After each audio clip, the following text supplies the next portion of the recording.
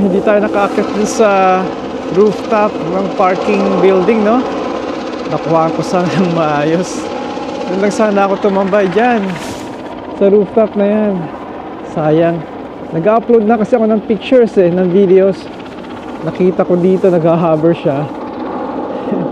Buti kinansel ko yung video. Ito lang nakuha ko sa inyo, kaibigan.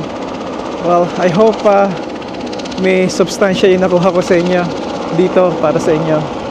Ay, kaibigan, nandun yata yung hagdanan pababa papunta sa Troma, patungo sa yan sa I'm sure ER yan, or I don't know. I'll ask Mrs. T. Okay, kaibigan, yung helicopter doon ay hindi ko tatapusin ang video na to na hindi natin nakikita, kaya akyat tayo dito doon sa rooftop since wala pa si Mrs. T.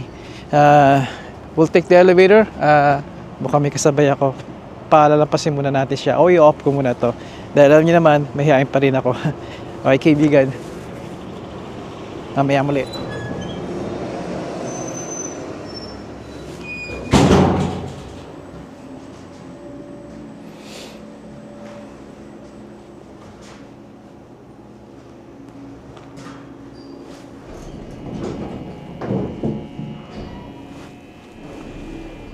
Up we go. Alright. Kailangan nating makita siya. Ayun siya. Mukhang hindi pa natin kita.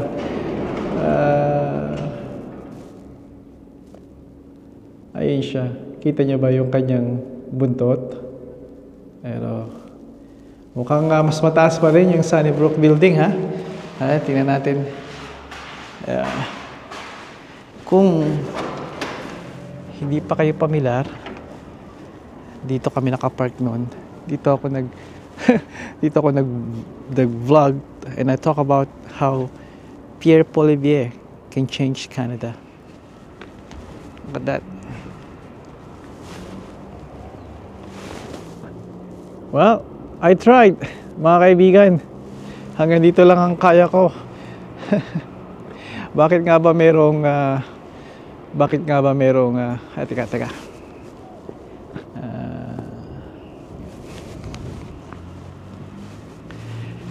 Bakit nga ba merong helicopter dito? Bakit meron ba tayo sa Pilipinas? Wala akong matandaan na may helicopter tayo sa atin. Kung meron man, then I'm really impressed.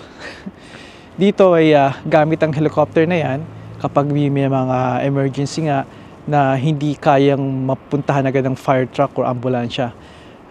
Tulad sa mga woods, di ba? Lalo pa ngayon, uso mga camping. Makikita nyo yan. Yung mga emergency, kaaga-agaran na kailangan madala sila sa hospital dahil sa kanilang mga aksidente or kung ano man ang nangyayari sa kanila sa health nila, kailangan ng immediate na attention ng mga madala sa hospital. Ito ay sa mga option at malaking tulong. Kaya maririnig yan sa mga highway, mga car crash, and even sa mga remote areas yun ang dinadala. Kaya malaking bagay yan dito especially dito sa syudad, sa urban ba? Urban areas, di ba?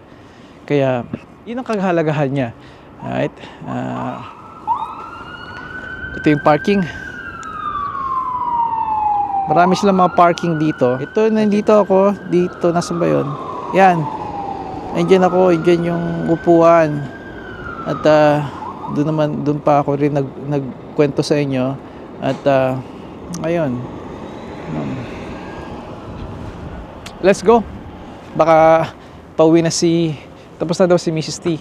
At sabi niya sa akin, mahal, tatay, nagtanong siya sa akin bago ako mag-video. Sabi ko sa kanya, tinanong niya sa akin kung anong gusto ko raw na pagkain. Hindi pa ako nakain din, nagugutom ako. Sabi ko, burger and fries or anything sandwich. Tatagalan, nag-video ko, nakalimutan kong gutom na pala ako. At nagpa-apologize sa akin siya, nag-text, sabi niya katatapos na namin ng meeting. Punta ka sa Swiss Chalet, may Swiss Chalet sa loob ng Sunnybrook Hospital.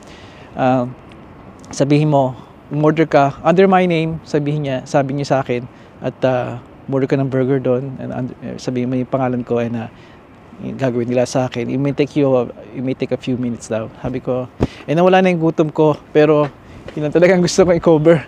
At nag-upload ako. Kaya, I think I'll be okay. Sa daan na kami bibili ng makakain. Alright.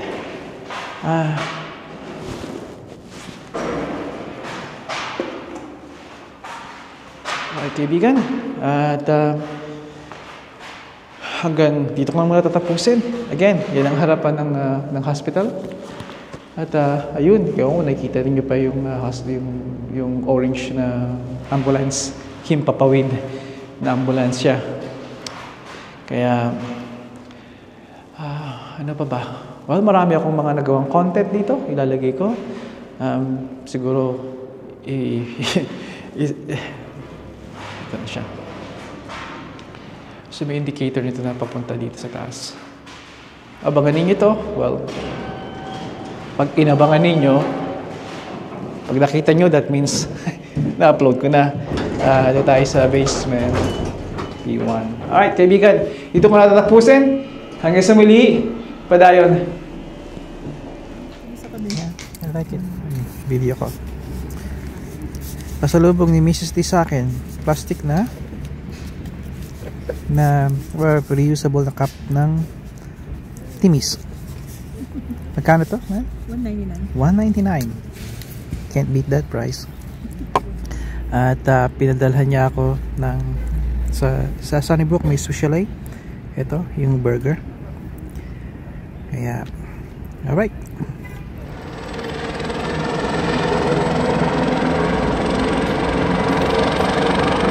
Lilipad uli yung helicopter ng Sunnybrook. Ito mga kaibigan, pagmasdan nyo.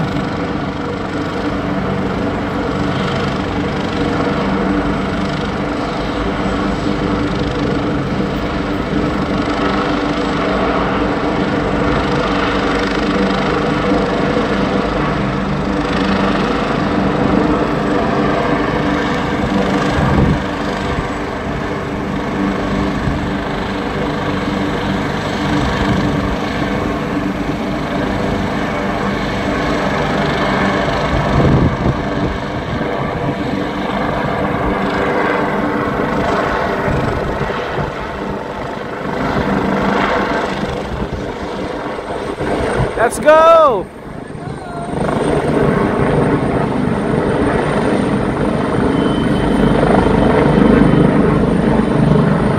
There she goes. Up, up, up. Beautiful.